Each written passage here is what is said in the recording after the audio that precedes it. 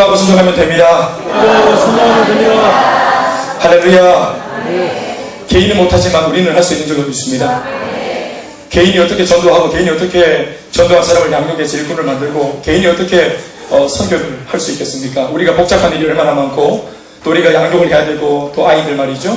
그리고 우리 또 남편도 건사해야 되고, 또 아내를 책임져야 되고, 부모를 모셔야 되고, 또 직장 가야 되고, 학교 가야 되고, 이 수만 가지 일 속에 빠져있는 우리가 어떤 외적인 어떤 일들만 있는 것이 아니죠. 그런 일들을 하는 가운데 우리 마음속은 날마다 참 부패해 가고, 또 상처를 받고, 상처를 주기도 하고, 수많은 그런 좋지 못한 이해관계 속에서 그렇게 우리가 고름을 짜내듯 삶을 살고 있는 우리들이 어찌 하나님께서 명령하신 선한 일을 능히 감당할 수 있겠습니까? 이것은 사실 사람이 할 수 있는 것이 아니고 힘으로 능으로 할 수 있는 것이 아닌 줄로 압니다. 그러나 그런 내가 못하지만 그런 오합지졸로 보이는 사람들이 우리로 모이면, 복음의 능력으로 모이면, 예수 이름으로 모이면 일낼 줄로 믿습니다. 일낼 줄로 믿습니다. 여러분 하나님이 당신이 일낼 줄로 믿습니다. 이 일이라고 하는 건 여러분 사고 치는 것도 일인데, 사고 치는 것 말고 복음만 있으면 일 내고 복음 밖에 있으면 사고 치고 이렇게 되는 것인데, 정말로 거룩한 일을 이루기를 소망합니다. 이 여분이 계속 남아있는 것인데, 참 이것이 그냥 일어난 일이 아니기 때문이죠. 왜냐하면 기도를 하고 우리가 하나님 이렇게 쓰임받는 우리 개인과 교회가 될 수 있도록 기도를 했기 때문인데, 3년치 안 된 저희 교회에 은혜를 주셔서 이 어린 교회의 이야기를 듣고자 하는 그런 하나님의 또 그런 초청과 콜링이 있어 쓰임받을 수 있다는 것이 기쁨인 줄로 믿습니다. 우리가 개인적으로는 기도응답이 안 되고 내가 힘들고 어렵고 또 앞이 막막해질 때, 여러분 우리가 예수 믿어 공동체로 모여있는 까닭이 바로 그것입니다. 앞만 바라보고 달려가야 되겠지만 때로는 뒤돌아보지 말되 옆을 봐야 된다. 좌우에 우리 동역자들을 보면서 아직 나는 기도응답을 못 받고 있지만 이미 기도하다가 내가 믿는, 또 그가 믿는 동일한 하나님인데 나는 응답이 안 되고 있으나 그는 응답을 받고 있는 옆에 있는 동역자들을 보면서 아직 나는 좀 응답이 덜 되고 있지만 저렇게 응답이 되는 걸 보니까 하나님은 살아계시는구나, 이러면서 용기를 내고 또 힘을 내는 것입니다. 뒤로 넘어지고 자빠지고 침륜에 빠져서는 안 될 것이겠지만 표대를 향해 달려가되 동역자들과 함께 달려가야 될 줄로 믿습니다. 그래서 교회가 하나님 앞에 이렇게 쓰임을 받고 또 전도를 하고 선교하는 교회로 세워지고 있다는 것은 교회가 복을 받고 있다는 것인데, 여러분 교회 건물이 복을 받아 어디에 쓰겠습니까? 교회가 복을 받는다는 말은 그 교회를 구성하는 교회 구성원 성도 한 사람 한 사람이 복을 받고 있다는 사실입니다. 건물이 어떻게 복을 받겠어요? 교회가 누굽니까? 예수 믿는 오늘 저와 여러분 한 사람 한 사람이 바로 주님의 교회인 줄로 믿습니다. 하나님께서 나는 못하지만 교회 공동체로 모여있는 우리는 할 수 있도록 은혜를 주신 줄 믿습니다. 김대현이는 못해요. 김정희가 못하고 김예유, 김담비, 김정비 그 애들이 뭐하겠어요? 꿈을 지지는 애들이 아무것도 못하지만, 그러나 우리가 우리로 모여있으면, 기도하는 우리로 모여있으면 마가다락방을 막 차고 나갔던 오순절 120명의 제자와 같이 우리는 할 수 있음을 믿습니다. 이게 나의 부르심이구나. 나를 이 공동체에 뿌리내리게 하신 이게 나의 부르심, 이게 저 교회 혹은 김대현 목사의 비전이고 사역이 아니라 이게 같은 교회에 뿌리내리고 성도로 이름하는 내 비전이고 내가 가야 할 길이구나, 내 가치구나. 그러나 아직 내가 그런 가치대로 서 있지 못하니 이 비전이 잘못됐거나 하나님의 사명과 교회가 잘못된 게 아니라 내가 바뀌어져야 되겠구나, 그렇게 하는 것입니다. 믿습니까? 서울대학을 딱 목표로 했으면 공부를 하잖아요. 서울대학은 꿈이고 비전이고 그 비전을 향해 살려가는 나는 비전돌이인데 열심히 공부하다가 이게 성적이 모의고사 실력이 안 나오니까 그걸 학교를 막 계속 내리고 내려서 그냥 나는 막 때려차고 이렇게 하는 것이 아니에요. 꿈과 비전을 수정하는 것이 아니라 그 꿈과 비전에 걸맞지 못한 게으르고 나태하게 살아가고 있는 수준이 아직까지 안 되는 레벨이 낮은 나의 삶을 수정해야 되는 것입니다.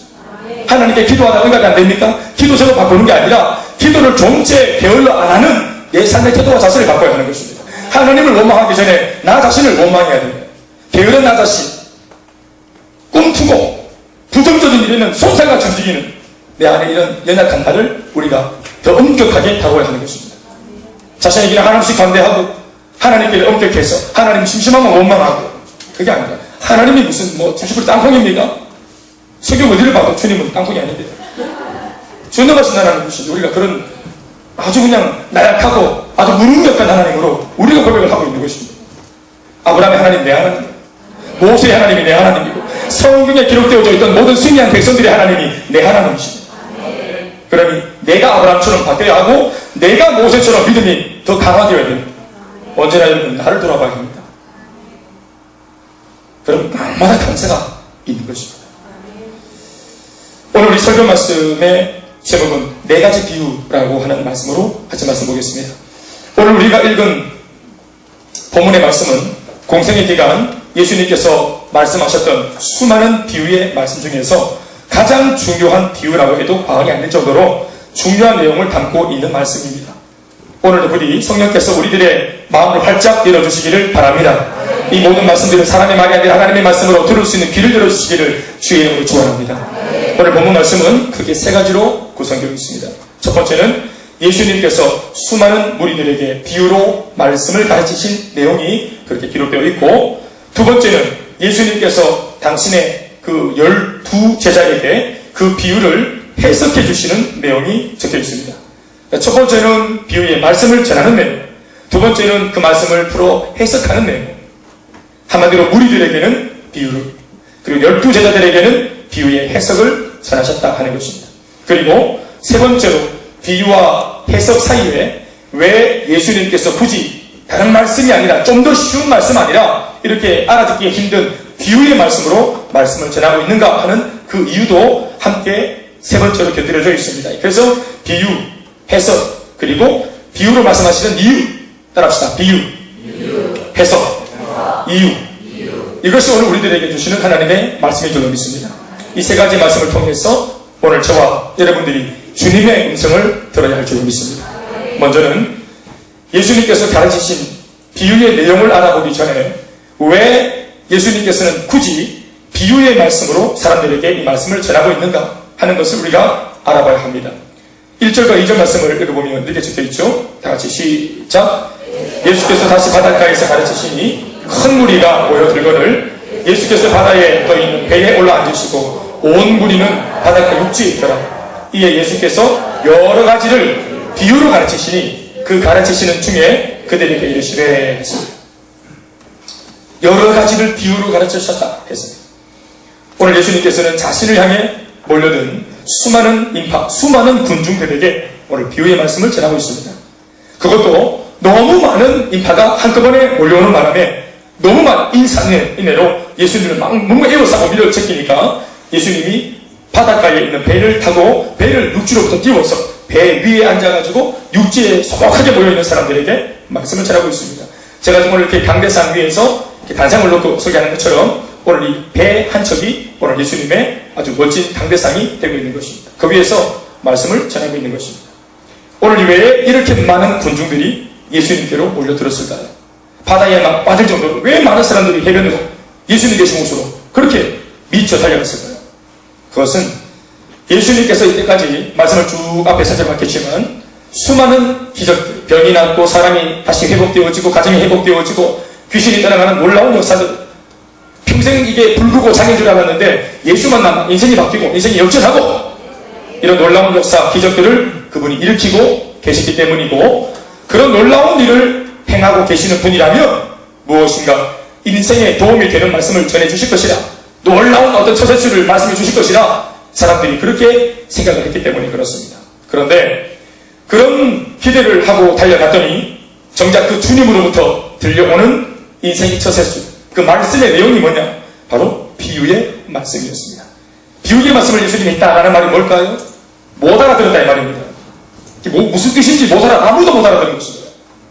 귀를 이만큼 들고 뭔가 하나 건지겠지 하고 저런 대단한 분이니까 딱 달려갔는데 뭔가 바리새인과 다르고 뭔가 성경과 다르겠지, 적어도 나랑은 다르겠지 하고 딱 달려갔는데 이게 귀가 열려가지고 뭔가 이렇게 메시지는 들어오는데 메시지 뜻을 도저히 알 수 없는, 포장지가 풀려지잖아요. 포장지 통째로 막 들려주니까 말기가 못 알아듣는 거예요.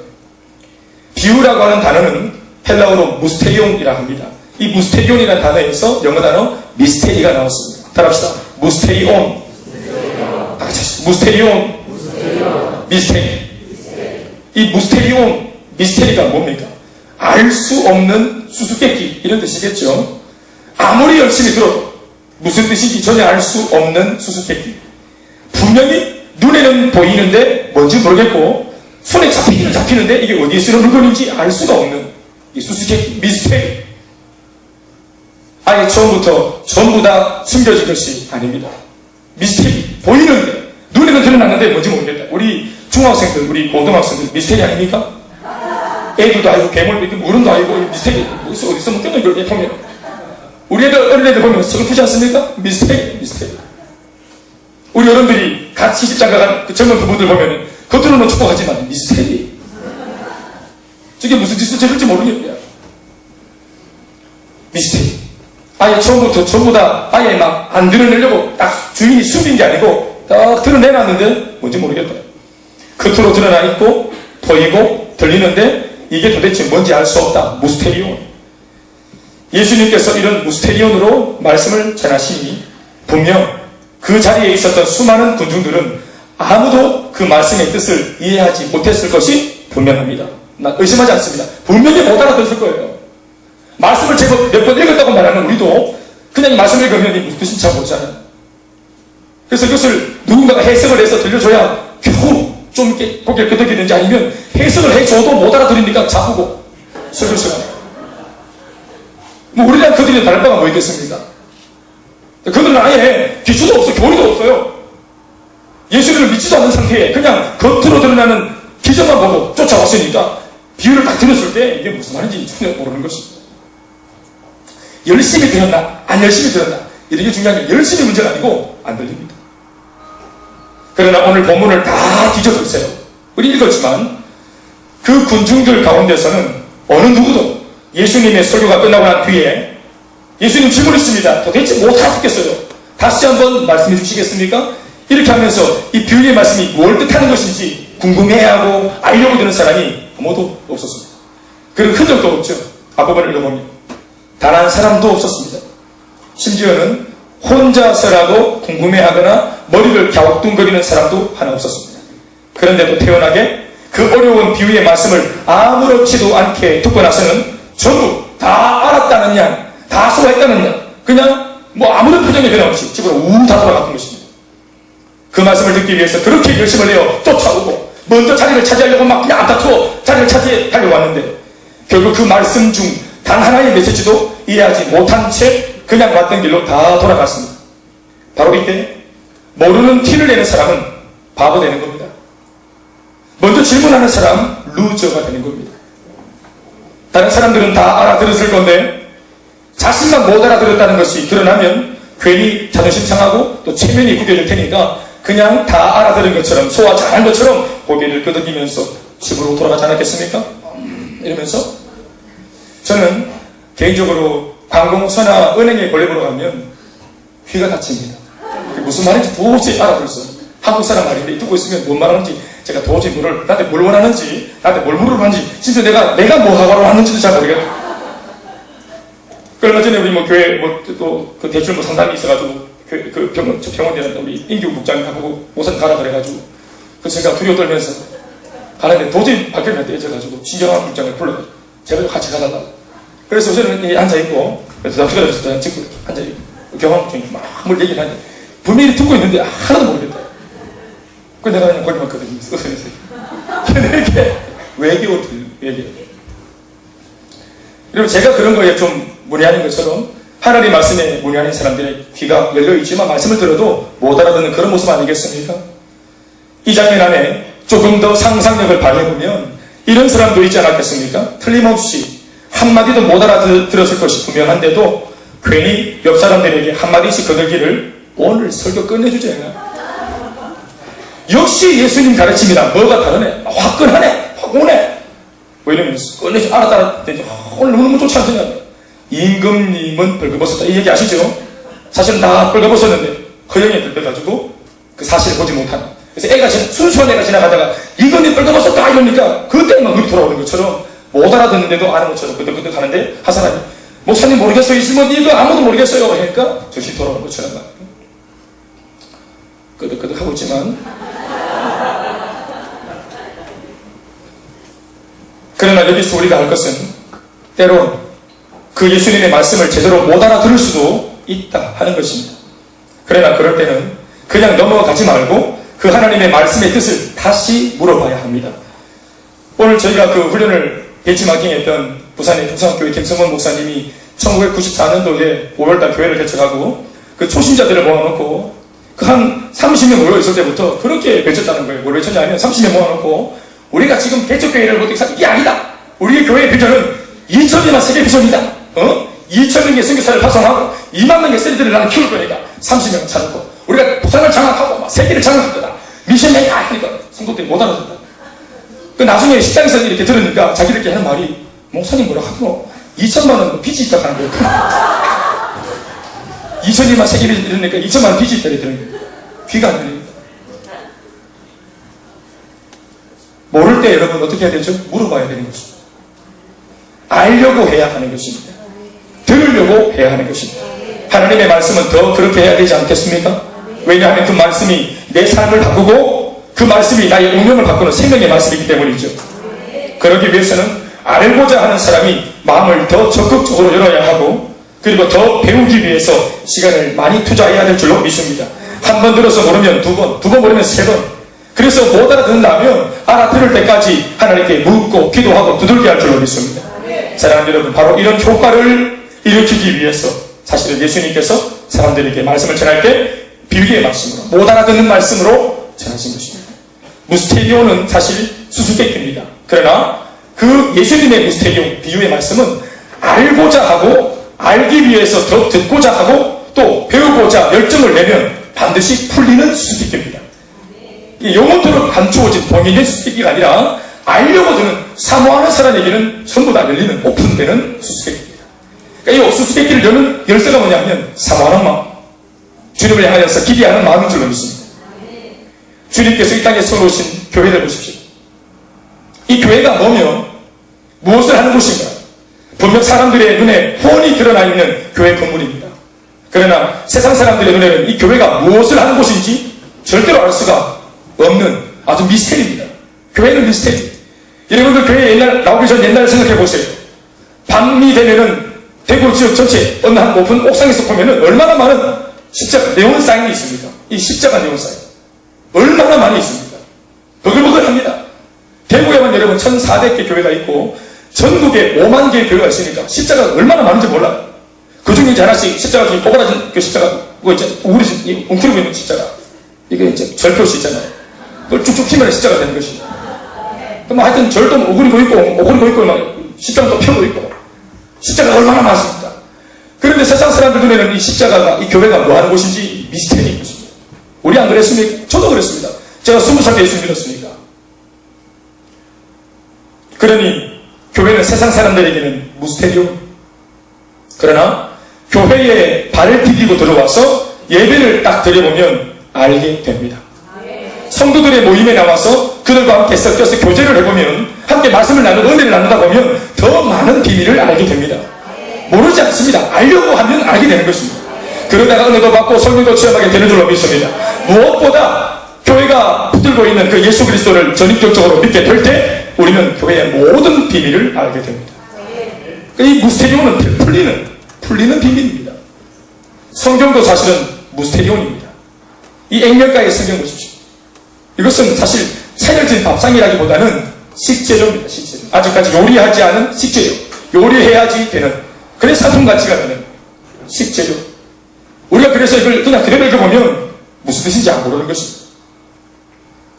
어떤 사람은 예수 믿는 사람들을 곤궁에 빠뜨리기 위해서, 아주 그냥 공격하기 위해서 성경을 아주 독한 마음으로 내가 이 책에 있는 비리를 밝혀내겠다고, 이 성경의 허구를 드러내겠다고 읽었던 사람도 있지 않습니까? 그러다가 두 번 읽고 꼬꾸라져서 변화받고 만든 영화가 배너라는 영화 아니겠어요? 친구한테 따지려고 두고 봐라! 하고 딱 읽었는데 한 번 반 읽고 딱 꼬꾸라졌어요. 손 다 들고 한국간. 아멘입니까? 성경이. 우리 저희를 셔먼로를 타고 와서 복음을 전하던 로버트 토머스 목사님, 영국의 선교사님 26살 때 대동강에 내려오셔서 복음을 전하니까 그 포졸에게 참수장이 죽어버리지 않습니까? 그런데 돌아가시기 전까지 그가 내밀던 그 쪼가리 복음 한글로 이렇게 보슬프게 적혀있는 그 내용을 받아들였죠. 그것이 마가복음을 손으로 적어놓은 것입니다. 그걸 들고 이 포졸이 집에 가서 땔감용으로 쓰다가 읽고 땔감용으로 쓰다가 이제는 땔감용으로 쓰지 않고 계속 아궁이 앞에 앉아가 읽어보다가 나중에 이 말씀을 읽다가 변화가 됐지 않습니까? 그래서 그 선교사, 자기가 죽인 선교사에 대해서 회개를 하고 하나님을 그 아궁이 앞에서 믿게 되는 역사가 있을 줄로 믿습니다. 이게 한국교회 역사인 겁니다. 말씀의 역사. 믿습니까? 그 사람 이름이 박충근입니다. 박충근 포졸이 나중에 그 사죄하는 마음으로 자신의 집 전체를 교회로 세우고 널다리 교회라고 짓고 나중에 거기서 장로가 되어지죠. 그리고 이 교회가 나중에 무너지고 그 교회에 새로 세운 교회 이름이 바로 평양 장대현 교회. 우리가 어게인 1907이라고 말하는 한국교회에 큰 파장을 몰고 왔던 그 영적 엄청난 그 불소리가 임했던 바로 그 장소. 바로 그 사람의 집인 것입니다. 박충근 장로. 말씀의 역사가 이런 놀라운 역사를 일으킨 줄 믿습니다. 성경은 왜 시키느냐? 해석되어져야 하기 때문에 그렇습니다. 우리는 이 성경 말씀을 해석하는 주체가 목회자라고 알고 있지만 사실은 그보다 앞서 성령께서 그 목회자에게 먼저 말씀을 해석해서 들려주셔야 해석이 해석되는 것입니다. 그러니 목회자도 일반 성도들도 이 말씀을 해석해주는 성령의 은혜가 없으면 성경은 그냥 하나의 책에 불과한 것입니다. 그러나 이 성경을 알고자 하여 기도하면서 통독을 하고 그리고 묵상을 하고 말씀을 암송하면 그렇게 하면 할수록 더 깊은 비밀을 성경에서 발견하게 될 줄로 믿습니다. 그러니 모르겠다고 포기하지 말고 알고자 해야 합니다. 배우고자 해야 합니다. 그 열정을 다해서 우리가 양육을 받거나 훈련을 받거나 말씀에 몰입해야 할 줄로 믿습니다. 뭐 이런 얘기 얼마든지 할 수 있죠. 이런 맥락에서 본다면 기도도 무스테이온 아니겠습니까? 기도에 대한 책을 아무리 많이 읽었다 해서 기도가 어떤 원리를 가지고 있는지를 안다 해도 그 사람한테는 기도는 무스테이온입니다. 기도는 여러분 해야지 기도가 되는 것입니다. 10번 책을 읽은 것보다 한번 무릎 꿇고 기도하는 것만 못한 것입니다. 기도하면 어떻게 됩니까? 기도의 비밀이 뭔지 책을 읽지 않아도 아는 거죠. 기도에 응답하고 불가능했던 문제들이 한계를 뛰어넘고 응답받으면 뭐 책을 읽을 필요 없이 책을 씁니다. 그냥 자기가. 마지막으로 신앙도 마찬가지 아니겠습니까? 예수님을 믿게 되었다는 것은 여러분 이게 처음에는 예수 믿는다는 것이 뭔지 모르잖아요. 신앙이 뭔지 모르잖아요. 뿌연 안개와 같아요. 신앙생활을 시작한다 이런 말 하는데 신앙생활을 언제부터 시작하는지 그 시작점도 잘 모르겠어요. 여러분 알고 있습니까? 내가 언제부터 예수를 본격적으로 믿게 됐는지 특별히 우리 모태신자들 언제부터 그렇게 새롭게 출발을 해서 주님을 인격적으로 만났습니까? 이게 좀 모호한 겁니다. 이게 미스테리예요. 신앙생활 자체가 좀 추상적이죠. 그런데 우리가 인격적으로 예수님을 내 마음의 주인으로 잘 영접해 우리가 하나님 말씀을 따라 순종해 가다 보면 이 신앙이 뭔지 눈에 들어오고 귀에 들려오고 손에 잡히는 것입니다. 하나님을 만나 예수 믿는 게 아니고 예수 믿으면 주님이 만져지고 보이는 것입니다. 처음에는 미스테리인데 믿음을 가지면 모든 것이 열리죠. 할렐루야. 자, 이쯤 되면 왜 예수님께서 비유로 그리고 무스테리온으로 말씀을 가르치셨는지 알 수 있는 것입니다. 예수님께서 비유로 가르친 사람들은 사실 군중들이었다는 사실을 기억해야 합니다. 호기심으로 찾아왔던 수많은 군중들에게는 사모함과 기대함이 없다고 봐야 합니다. 그냥 호기심에 달려온 것입니다. 소문 듣고 달려온 것입니다. 친구 따라 그냥 간 겁니다. 비유를 듣고 난 후 이해가 되지 않았을 때 더 알고자 그들은 애쓰지 않았습니다. 우리는 여기서 매우 중요한 영적 원리 하나를 발견할 수가 있습니다.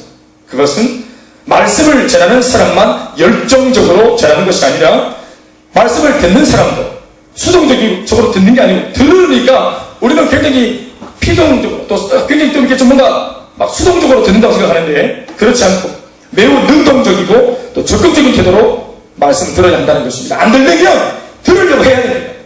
이해가 안 되면 주께 물어야 되고 기도해야 되고 알려고 머무름을 쳐야 합니다. 아멘입니까? 알려고 해야 되고 그 말씀대로 살려고 해야 되는 이것이 말씀을 듣고 있는 청중들의 바로 의무요 책임인 줄로 믿습니다. 힘을 다해 전해야 하고 힘을 다해 그 말씀을 지키려고 해야 되는 것입니다. 10절 말씀을 보십시오. 10절 말씀은 이렇게 적고 있습니다.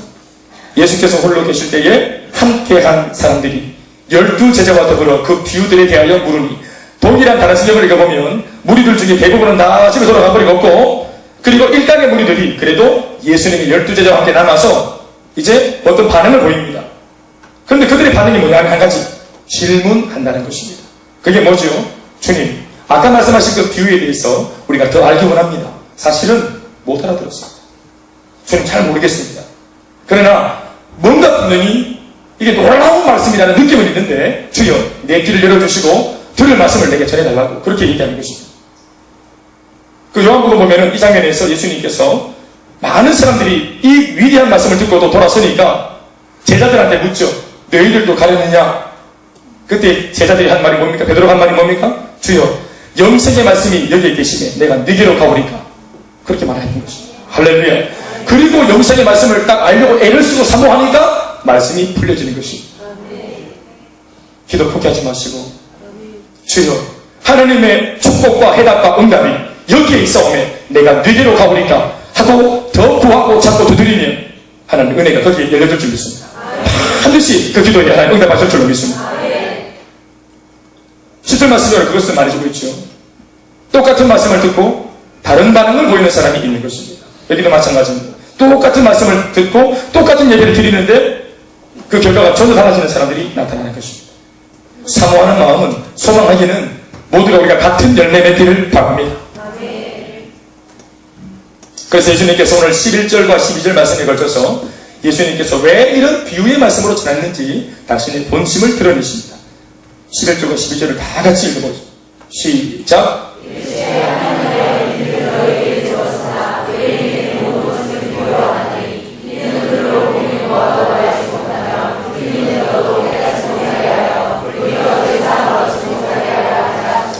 여러분, 죄사함을 받는 것이 얼마나 큰 선물입니까? 누가 우리의 죄를 사합니까? 우리의 죄대로 죄값을 물어서 우리를 형벌을 살게 하지. 형을 언도해서 우리를 교도소에 보내고 우리에게 벌을 주지. 세상 법은 누가 우리의 죄를 없다 하며 죄를 사해 줍니까? 그리고 사람이 죄를 사함들 그 죄가 사라진다고 생각하십니까? 천만의 말씀입니다. 용서를 받아도 사람에게 그 사죄를 받아도 그 사죄는 유효하지 않기 때문에 마음속에 죄책감이라고 하는 것이 남아있습니다. 그래서 피해자는 이미 그 죄를 용서하고 마음을 접었지만 근데 사실 피해자도 왜 용서를 했는가 하면 자기도 괴롭기 때문에 잊으려고 용서를 해준 겁니다. 다리 뻗고 자려고. 그런데 피해자는 자기가 피해를 끼쳤기 때문에 용서는 받았으나 또 그때는 잠시 한숨을 돌렸으나 이 마음속에 양심이 끊임없이 죄책감을 주고 끊임없이 다리를 펴고 못 자게 만드는 것입니다. 누가 우리의 죄를 용서하고 심지어 마음속에 있는 죄책감까지도 치유할 수 있습니까? 죄를 이기신 분이 누구십니까? 사망과 죽음을 이기신 분이 누구십니까? 부활하신 예수님 아니십니까? 예수 그리스도만이 우리의 죄를 사할 수 있는 것입니다. 우리 마음속에 있는 죄책감을 주님이 녹일 수가 있는 것입니다.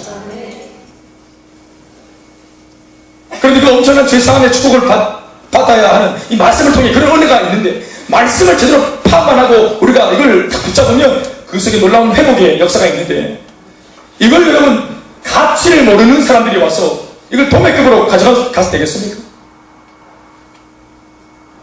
세상에서 가장 가치로운 것을 그렇게 받아서는 안 되는 거죠. 또 그렇게 줄 수도 없는 것입니다. 왜냐하면 여러분 이 죄상을 통해서 결국 얻고자 하는 것이 궁극의 목표는 뭐냐 하면 하나님이 우리의 죄를 사하시고 우리가 용서받고 난 뒤 끝난 게 아니라 용서를 받은 우리가 용서해 주신 그 하나님의 은혜와 사랑에 감격하고 주님을 예배하는 자리까지 나가고 아멘입니까? 이게 용서하신 주님의 의도인 겁니다. 우리를 부르신 주님의 의도가 뭔가 보상을 받는다는 어떤 인간적인 어떤 개념보다는 하나님이 우리와 더 깊은 관계를 갖기 원하는 겁니다. 그런데 깊은 관계의 벽으로 이 죄가 가로막고 있으니 주님이 하나님이 아들 예수를 보내서 사람과 인간을 하나님 맡고 있는 이 죄의 담장을 무너뜨리시고 누구든지 보혈의 능력 힘입어서 믿습니까? 자격 없는 내 힘이 아닌 오직 예수님의 보혈로 한번 합시다. 시작. 자격 없는 또 오직 시작. 오직 예수님의 보혈로 할렐루야. 우리가 찬양을 하는 이유가 이게 왜 인내송인지 알겠어요? 예배 드릴 수 있는 자격이 없는 우리가 예수 보혈로 이 자리에 앉아있다는 것입니다. 그리고 주님의 임재 앞으로 걸어 들어간다는 것이겠죠. 할렐루야. 그러니 그 죄의 담당을 다 무너뜨리고 이제 하나님 아버지와 우리가 다시 화합하고 만나는 이게 얼마나 감격적인 것인데 이게 얼마나 위대한 일인지 그리고 이 모든 것을 가능하게 하는 첫 단추가 바로 복음을 우리가 제대로 듣고 마음으로 이해하는 것입니다. 근데 이것을 아무런 사모하는 마음 없이 세상의 강의를 듣듯이 EBS를 열어도 여러분 얼마나 많은 강의가 있나요? 요즘에 여러분 많은 그런 나름대로 유명한 강사들의 유명한 설교, 그 강연들이 얼마나 판을 칩니까? 얼마 전까지 그 김희경 씨도 마찬가지. 얼마나 그런 많은 인터넷에 강의들이 판을 쳤습니까? 그들 제발 여러분 이런저런 말 또 재미있게 할 수 있습니다. 그러나 중요한 것은 그 강의를 듣고 내가 웃었다, 또 뭐 위로받았다, 이게 아니고 예수님의 말씀은 사람의 삶과 사람의 운명을 바꾸지 않습니까? 생명을 주지 않습니까? 이걸 어떻게 해요? 마태복음 7장 보면 뭐라고 말씀하셨어요? 주님이 거룩한 것을 돼지에게, 진주를 개에게 줄 수 없다. 왜요? 가치를 모르기 때문이죠. 그래도 이렇게 사모하는 사람들, 묻고자 하고 알고자 하는 사람들에게는 모든 것을 풀어헤치고 알려주시는 것입니다. 오늘 결국 예수님이 하신 말씀에 그 해석을 들어봅시다. 마지막으로 해석을 들어보면 예수님이 하셨던 비유의 말씀은 소위 씨 뿌리는 자의 비유입니다. 예수님의 그 비유의 말씀 전체 중에서 굉장히 유명한 말씀입니다. 예수님께서 농부의 비유를 들면서 농부가 씨를 이렇게 밭에 뿌렸다는 거예요. 그런데 씨를 뿌렸을 때에 똑같은 농부가 씨도 똑같고 농부도 똑같아요. 농부와 씨는 변하지 않고 똑같아요. 그런데 똑같은 농부가 똑같은 씨앗을 뿌리는데 밭이 달라요. 4가지 밭이 나오죠. 하나는 길가, 두 번째는 돌밭, 세 번째는 가시떨기밭, 그리고 네 번째는 좋은 밭 혹은 좋은 땅. 이 4가지 각기 그 질이 다른 밭에다가 다 뿌린 것입니다. 그런데 여러분, 우리가 다 아는 바와 같이 여기 나오는 이 밭의 상태는 바로 이 땅을 살아가는 사람을 4부리로 나눈 것입니다. 예수 믿지 않는 사람부터 시작해서 예수를 믿는 사람까지 전체를 다 통폐합해서 4가지 부리로 나눴다. 자, 그런데 우리가 말씀을 풀기 전에 이 4가지 모든 종류의 사람들에게 중요한 것은 농부, 이 농부는 바로 하나님 아버지를 말하는 것입니다. 그리고 씨는 예수 그리스도 혹은 예수님이 전하신 복음을 말하는 것입니다. 그러니까 하나님 아버지, 농부 되신 주님이 모든 밭에게 예수님을 보내신 것입니다. 차별하지 않고. 그리고 그 예수님이 모든 밭에다가 차별 없이 골고루 복음의 말씀을 똑같이 전했다는 것입니다. 아멘, 아멘. 똑같이 복음을 전했습니다. 이것이 복음 아니겠습니까? 이게 은혜입니다. 예루살렘 중심으로 보면 오늘 저와 여러분들은 전부 다 이방인입니다. 사마리아가 우리입니다, 우리. 그 당시 성경시대 당시 개, 돼지 취급당하고 인간다운 어떤 그런 대우를 받지 못했던, 신앙적으로도 완전히 외인이라고 이렇게 치부에 바깥에 내놓았던 그 구원과 관계없는 사람들, 축복과 관계없는 사람들, 그냥 어설프게 대충 살다가 지옥 가야만 하는 그렇게 운명 지어진 사람들이 바로 저와 여러분들입니다. 그런데 하나님께서 은혜를 주셔서 120년 전 이 땅에 하나님께서 선교사를 통해서 복음을 들려주신 것입니다. 아멘입니까? 농부가 씨를 이 땅에 뿌려주신 것입니다. 물론 시간차는 있지만 똑같이 공평하게 주께서 말씀을 주셨습니다. 첫 번째 길가라고 하는 사람은 어떤 사람인가? 이건 직접 예수님께서 직접 해석을 하신 것입니다. 15절 말씀을 읽어봅시다. 시작. 자, 이들을 가리킨다. 누구냐? 곧 시작.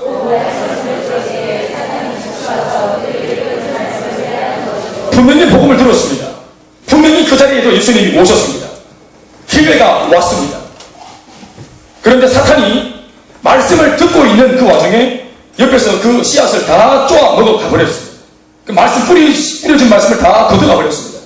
근데 중요한 것은 뭐냐면 여러분, 사람이 이 새들이 왔다 갔다 하면서 은혜의 말씀들을 쪼아먹는 이 모습을 우리가 이 새들을 물리칠 수 있어요, 없어요? 사람이 내 눈앞에 알짱알짱거리는 이 새들을 쫓아보낼 수 있어요, 없어요? 쫓아보낼 수 있어요. 그런데 이 길가 사람들은 쫓아보내지 않은 겁니다. 하나님 말씀을 막 들으면서 이게 그냥 저절로 이해되도록 굉장히 수동적으로 가만히 있는 것입니다. 최소한 여러분, 교회에 가려고 하고, 최소한 말씀을 알아들으려고 하고, 최소한 우리가 전도에 대한 어떤 그런 제안을 받았을 때 교회 한 번쯤 가내는 이런 제스처가 없는 겁니다. 아예 결단을 하고 자기가 살아나는 이런 신앙적인 제스처 절대로 안 하겠다는 것입니다. 그래서 사탄이 신이 나서 말씀을 다 쪼아먹는 것입니다. 우리 주변에 보면 여러분, 단 한 번도 지금 한 30살, 40살, 50살 이렇게 나이를 먹기까지 살면서 한 번도 자기에게 복음을 전한 사람이 없었다는 거예요. 어떤 이들을 들어봅니다.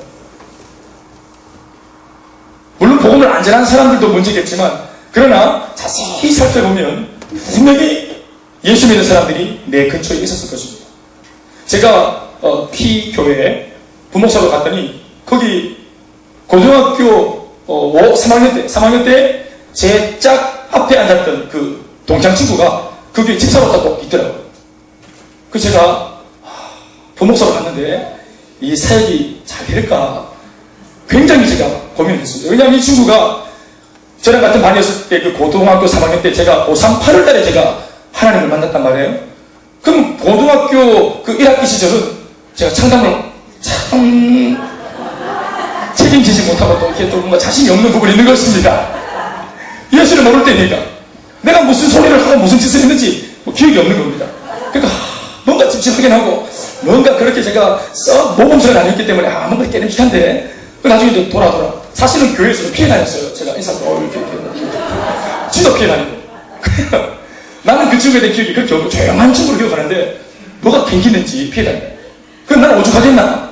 그러니까 막 피해 다니고 이렇게 했는데 전해 오는 소문이 사람들도 이제 그걸 아니까 짓거리치니까 이제 부인들이 물어봤단 말이야. 김 목사님 고상 어떻게 했냐 물었더니 그 친구 하는 말이 청소 참 열심히 했던 친구다.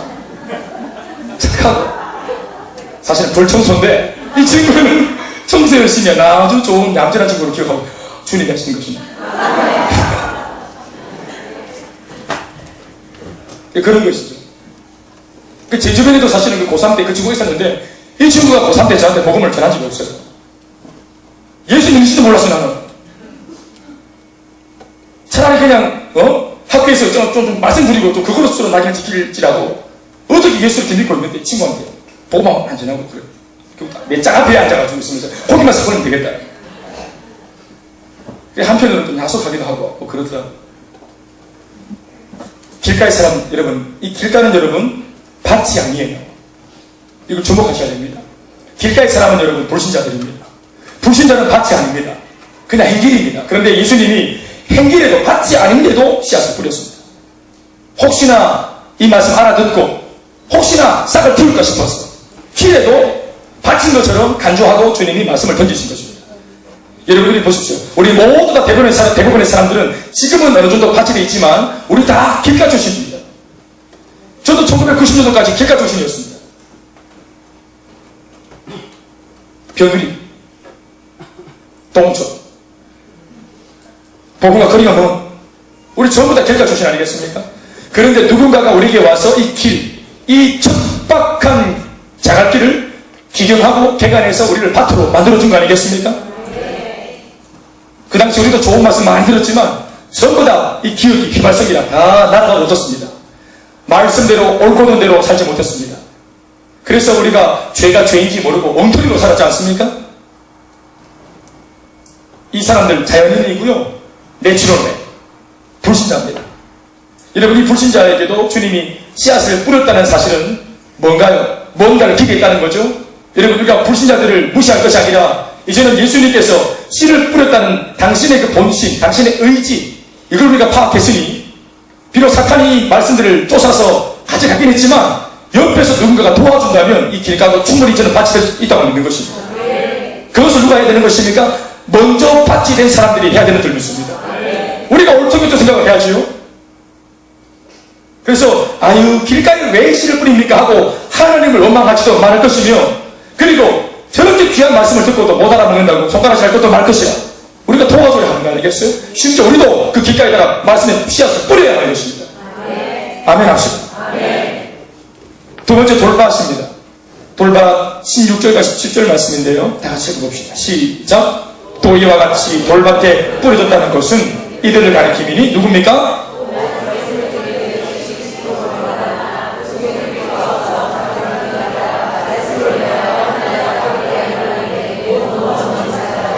돌밭 사람은 여러분 굉장히 감성적인 사람인 것 같아요.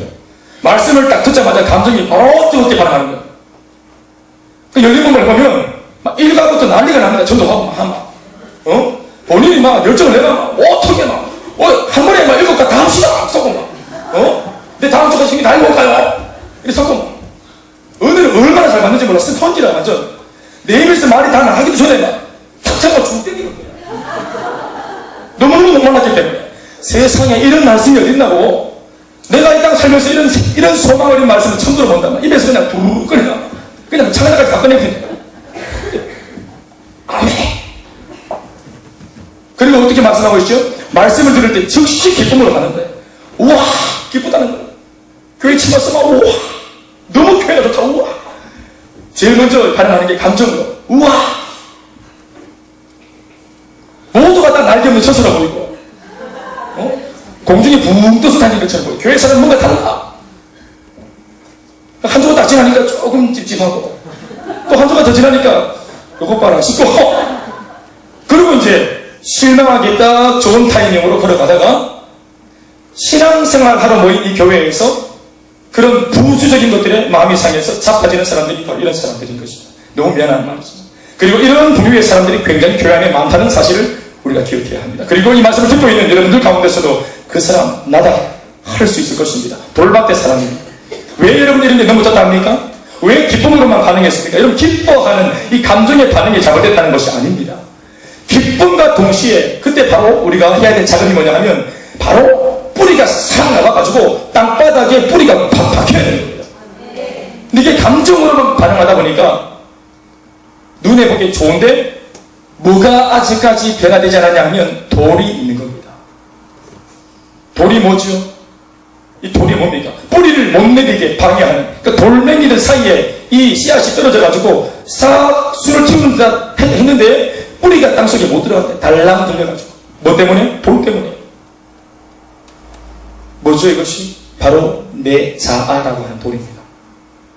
내 생각, 내 사고방식, 살아왔던 내 인생의 경험, 30평생, 40평생. 여러분 인생을 창조하신 하나님 앞에서는 이게 아마추어입니다. 80을 살았어도 인생은 아마추어인 겁니다. 81살 때부터 삶을 압니까? 그 할아버님이? 내가 아무리 90수를 했어도 91년째 되는 삶부터는 모르는 거예요. 우리 모두는 내일이 아니라 다 아마추어입니다. 살아봤습니까? 우리는 오늘 12시 반을 지나고 있는데 우리가 이 주일날, 이 10일째 되는 이 주일날 저녁에 대한 조건은 아무것도 없습니다. 우리가 인생은 다 아마추어예요. 투데이, 우리가 매일 맞닥뜨리는 그 투데이 앞에 우리 모두는 다 아마추어입니다. 그러나 전능하신 하나님이 우리 인생을 위에서 내려다보고 계시지 않습니까? 할렐루야. 그 주님께서 우리를 인도하신다는 말을 할 때 providence, 섭리, provide라는 동사에서 나왔지 않습니까? providence. 이 단어가 합성어죠. 프로 그리고 비디오라고 하는 단어가 함께 섞인 단어입니다. 앞을 본다. 하나님이 왜 우리 인생을 섭리할 수 있는가? 앞을 보시는 분이기 때문에 인도하시는 것입니다. 내비게이션이 왜 우리의 길을 압니까? 위에서 GPS, 위에서 딱 찍으니까 아는 거죠. 그러나 우리는 평면적인 삶을 살죠. 내 눈앞에 있는 것만 보는 것입니다. 그래서 사람이 한치 앞을 못 본다는 것입니다. 그런데도 사람이 주장하는 것은 내 돈을 믿겠다는 것입니다. 나는 내가 쌓아올린 경험을 믿겠다고 하는 것입니다. 내 경험, 내 노하우, 심지어는 하나님의 말씀도 우리가 재단하고 내가 판단하고 들고 그렇게 하는 것입니다. 사랑하는 여러분, 세상 사람들이 기독교인들에게 노리는 것이 뭔지 아십니까? 논쟁거리를 찾는 것입니다. 여러분, 기독교는 논쟁하는 것이 아니에요. 시편 2편 보십시오. 3절 4절 말씀에 세상에 있는 수많은 군왕들과 많은 이방인들이 허사를 정해하고 주님의 종과 여호와를 대적하려 들 때 하늘에 계신 자가 웃으시며 하늘에 계신 분이 비웃으시리로다. 그가 비웃는 것입니다. 하나님께서 이 땅을 잠시 하루살이처럼 살다가는 어리석은 인생이 어찌 하나님을 함부로 재단하려 합니다.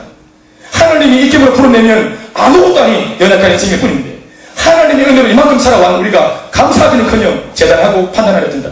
여러분, 제가 저희 집에서 3살짜리 저희 이유 막내와 대화합니다. 42살짜리가 3살짜리랑 대화한다 이 말이에요.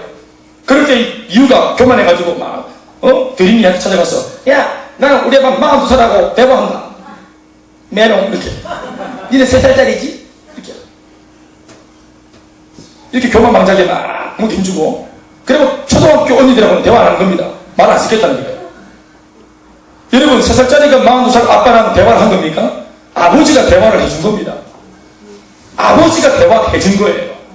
말도 안 되는 소리 해도 옹알이 치라도 옹알이에 반응하는.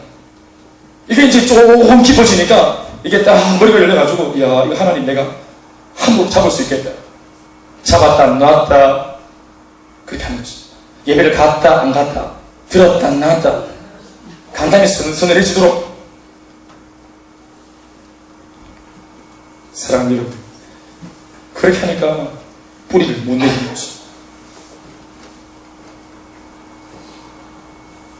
나의 달란트, 은사, 나의 경험, 나의 노하우, 이 자체가 죄가 되는 것은 아닙니다. 그러나 하나님의 은혜라고 하는 반석 위에 이것이 놓여져야 이것이 하나님에게 쓰임받는 의의 병기가 되는 것입니다. 여러분, 사도 바울이 과거에 자신의 그 사울이었을 때에 그 율법적인 삶과 그 잘못되었던 삶이 이게 전부 다 죄시했습니까? 주님만만 변화받고 복음을 전하는 것에 이 율법적인 그런 정보가 얼마나 귀하게 사용되었습니까? 우리가 세상에서 막 노래 불렀죠. 우리 저기 풍상교회 가봤더니 그 소울팀이 있더라고요. 근데 동동한 아줌마 한 분이 나가잖아. 오! 목소리가 잘 안 나오네. 오! 이러면서 막 노래 부르는데. 소울이야, 소울. 우리 잘 못 듣는. 할렐루야! 와! 하면서. 얼마나 잘하는지 몰라. 우와! 잘한다. 처음 듣는데 문화 충격이다. 근데 그 가정을 들었더니 이분이 밤무대 가수예요. 밤무대 가수. 평생을 밤무대 가수.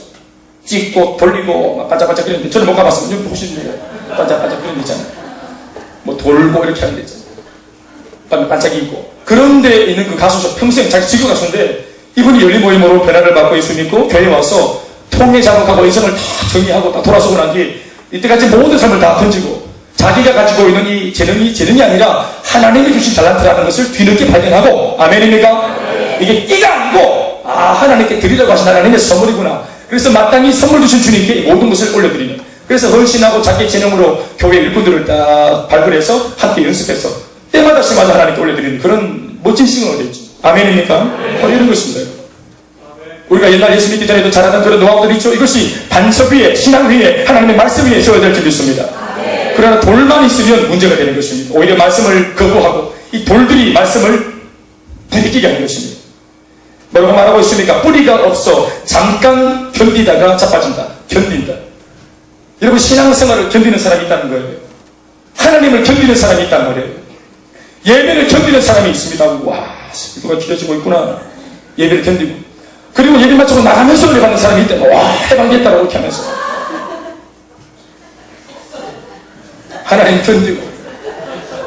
여러분, 부인이 남편 견뎌되겠습니까? 만약 아내가 저를 견디고 있다면 저는 정말 많이 힘들 겁니다. 하나님도 마찬가지입니다. 하나님께서 우리를 어떻게 사랑하셨고 아들을 주신 분이 무엇을 못 주시겠습니까? 그런데 우리가 하나님을 오해하고 원망하면서 하나님을 견디고 있다. 그리고 하나님께서 얼마나 아프겠습니까? 마음이. 돌이 그런 역할을 한단 말입니다. 여러분, 이 돌을 어떻게 되겠습니까? 다윗처럼 여러분 돌을 집어 던져서 골리앗을 때려잡아야지. 지금 어디 막 셀리도 던지고 막 목상만 던지고 이렇게 했잖아요. 그 돌을 어디다 던지는 거예요 지금? 골리앗에게 던지라 이 말이에요.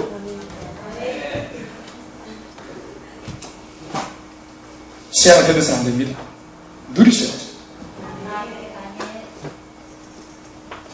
그리고 말씀으로 인해 환난과 핍박이 오면 바로 기다렸다는 듯이 꽉 넘어지는 사람. 이 돌밭에 대해서는 주님이 하시고 싶었던 말이 많았던 것 같아요. 내용이 많은 거 보니까. 말씀으로 인해서 환난과 박해가 온다. 이 굉장히 중요한 대목입니다. 예수 믿으면 축복이 온다 하지 않습니까? 예수 믿으면 행복해진다 하지 않습니까? 이번에 우리 행복나눔 축제 다음 주일 설교 말씀 주셔도 행복의 시작 예수 그리스도인데. 아멘 아멘. 예수 믿으면 행복의 시작 와야 되는데 제 경험이 그렇습니다. 예수를 믿으면 집이 잘 되고 이래야 되는데 예수 믿고 신앙생활 하니까 아버지, 안 그래도 사이가 안 좋은 아버지랑 더 원수가 되거든요.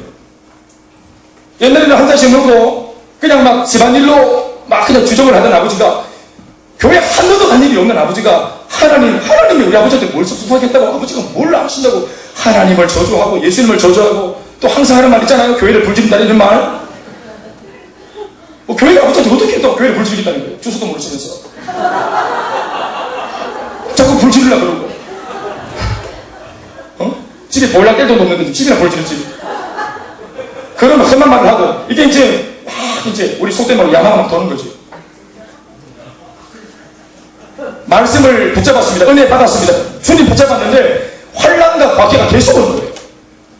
그리고 제가 솔직하게 말씀드린다만은 정말 중간에 예수 믿고 이렇게 됐다라는 느낌이 막 오는 거예요. 누구도 말하지 않는데 느낌에, 야, 예수 믿고 이거 내 못할 짓을 했는 것 같다, 내가 천기를 내가 거스르는 것 같다.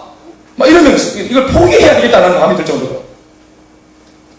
그때 이제 동료들이 막 찾아와서 저를 기도해주고 회복되었던 경험도 있는데, 그러니까 말씀을 붙잡았더니 막 몰려오더라고요. 그래서 제가 이제 지나고 난 뒤 저만 그런 게 아니라 성도들을 보면서도 마찬가지입니다. 우리가 이런 잡아가지고 엎어졌을 때는 마귀가 가만둡니다. 왜? 가만둬도 마귀 편이기 때문에. 그런데 은혜 받고 영의 눈을 뜨고 하나님의 딸과 아들로서의 어떤 기쁨 있는 삶을 살려고, 거룩한 삶을 살려고, 주님을 위하는 삶을 살려고 결단할 때 사탄은 우리를 적으로 간주하는 것입니다. 그래서 공격을 해오는 거예요. 우리의 가치대로, 우리의 몸값대로 사탄의 시험의 규모가 달라집니다. 왜 환난이 많을까요? 가치가 없기 때문입니다.